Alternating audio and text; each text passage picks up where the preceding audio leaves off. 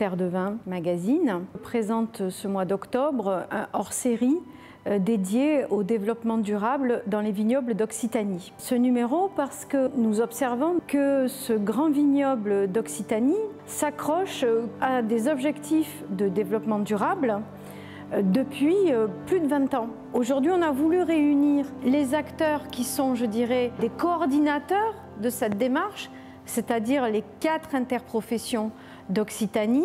Le développement durable aujourd'hui en Languedoc, et à la fois pour nos AOP et pour nos IGP, est au cœur de nos préoccupations. Un agriculteur, vigneron de surcroît, dans le sud de la France, peut avoir des pratiques vertueuses et a envie d'avoir une exploitation et une structure pérenne à transmettre.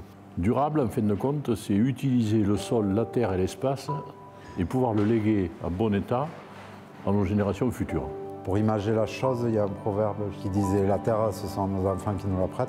Quand on parle de durable, si je prends la terre, le sol, ça veut dire pratiquer des cultures qui soient responsables et qui permettent de ne pas obérer l'avenir. Le CIVL a depuis plusieurs années lancé un portail d'information sur Internet qui permet à chaque vigneron de faire connaître ces différentes démarches, aussi variées soient-elles, c'est-à-dire que ce soit celle des labels, mais que ce soit celle aussi du travail sur l'eau, sur la faune, sur la flore, sur l'environnement d'une façon générale.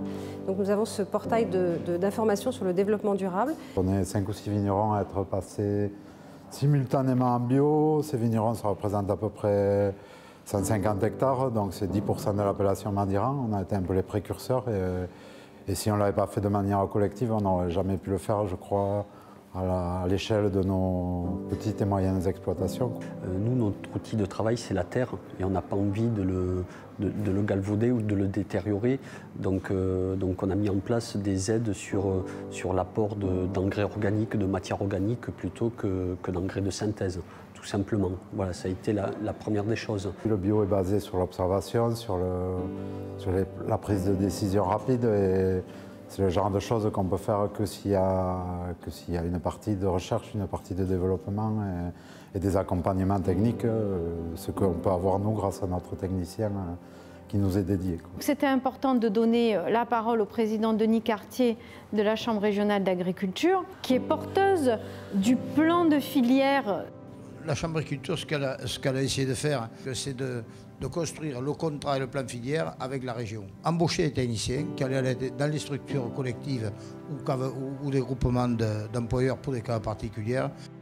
Et c'était important aussi d'avoir un témoignage d'une banque locale, la Banque du Puy de Parseval, qui depuis des années nous soutient et a un engagement fort dans la filière vitivinicole. Notre but est quand même d'accompagner nos clients pour pérenniser leurs actions.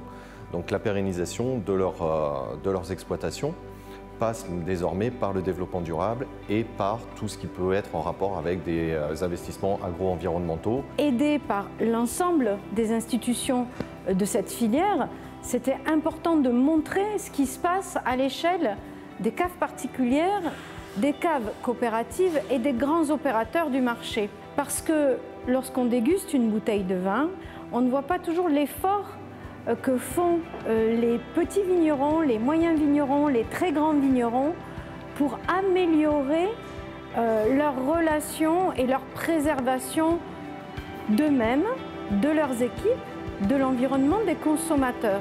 Donc ce numéro spécial, il est là pour montrer que le vignoble d'Occitanie, il est actif, il est en pointe, il est leader sur ce secteur du développement durable.